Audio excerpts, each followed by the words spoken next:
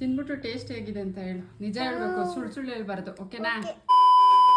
So ಇನ್ನು ಬೆಳ್ಳುಳ್ಳಿ ಖಾಲಿಯಾಗಿತ್ತು ಅಂತ ಹೇಳ್ಬಿಟ್ಟು 1/4 kg ಬೆಳ್ಳುಳ್ಳಿ ತೊಗೊಳ್ಳಿ ಅಂತ ಹೇಳಿದೆ. ಹಾಗಾಗಿ ಹಸ್ಬೆಂಡ್ ತೊಗೊಳ್ತಾ ಇದ್ದಾರೆ. ಈರುಳ್ಳಿ ಅಂತೂ 100 ರೂಪಾಯಿಗೆ 4-5 kg ಇತ್ತಿದ್ದು 2 kg ಆಗಿಬಿಟ್ಟಿದೆ. ಕೇಳಿದ್ರೆ ಮಳೆ ಅಲ್ವಾ, ಸ್ಟಾಕ್ ಬರ್ತಿಲ್ಲ ಅಂತ ಹೇಳಿದ್ರೆ ಅಂಕಲ್ಲು.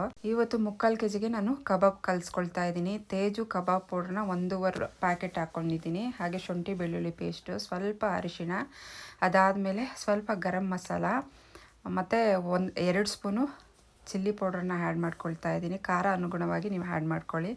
ಅದಾದಮೇಲೆ 1 ಮೊಟ್ಟೆ ಆ್ಯಡ್ ಮಾಡ್ಕೊಳ್ತಾ ಇದ್ದೀನಿ. ಸೊ ಸ್ವಲ್ಪ ರುಚಿಗೆ ತಕ್ಕಷ್ಟು ಉಪ್ಪು, ಪೌಡರಲ್ಲೆಲ್ಲ ಉಪ್ಪು ಆಲ್ರೆಡಿ ಇರುತ್ತೆ, ನೋಡ್ಕೊಂಡು ಹಾಕ್ಕೊಳ್ಳಿ.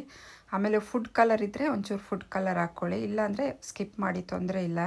1 ಸ್ಪೂನ್ ಕಾರ್ನ್ಫ್ಲೋರ್ ಹಾಕ್ಕೊಳ್ಳಿ, ಯಾಕಂದರೆ ಕ್ರಿಸ್ಪಿಯಾಗಿ ಚೆನ್ನಾಗಿ ಬರುತ್ತೆ ಕಬಾಬು.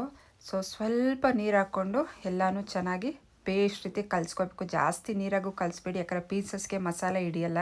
ಸೊ ನೋಡಿ ಎಷ್ಟು ಕಲರ್ಫುಲ್ಲಾಗಿ ಕಾಣಿಸ್ತಿದೆ. ನಾನು ಚಿಕನ್ನ ಆಲ್ರೆಡಿ ತೊಳೆದು ನೀರೆಲ್ಲ ಬಗ್ಸಿಟ್ಕೊಂಡಿದ್ದೆ. ಸೊ ಈಗ ಕಲಸಿರೋ ಮಸಾಲೆಗೆ ಚಿಕನ್ನ ಆ್ಯಡ್ ಮಾಡಿ ಚೆನ್ನಾಗಿ ಮಿಕ್ಸ್ ಮಾಡಿಬಿಟ್ಟು ಸೊ ಒಂದು ಅರ್ಧ ಗಂಟೆ ಇಟ್ಟರೆ ಸಾಕು, ಸೂಪರಾಗಿ ಮ್ಯಾರಿನೇಟ್ ಆಗಿರುತ್ತೆ. ಸೊ ಕಬಾಬ್ ಅಂತೂ ಸೂಪರಾಗಿ ಬಂದಿತ್ತು. ಈ ರೀತಿ ಒಂದು ಸತಿ ಟ್ರೈ ಮಾಡಿ. ಆದ್ಯನ ಫೇವ್ರೇಟ್ ಅಂತಲೇ ಹೇಳ್ಬೋದು, ಬಿಕಾಸ್ ಅವಳು ಅಂಗಡಿ ಕಬಾಬ್ಗಿಂತ ಸೊ ಈ ರೀತಿ ಮನೆಯಲ್ಲೇ ಮಾಡಿಕೊಟ್ರೆ ಅಟ್ಲೀಸ್ಟ್ ಒಂದು 2-3 ಪೀಸ್ ತಿಂತಾಳೆ. ಅಂಗಡಿದಂತೂ ಮುಟ್ಟೋದೇ ಇಲ್ಲ ಅವಳು.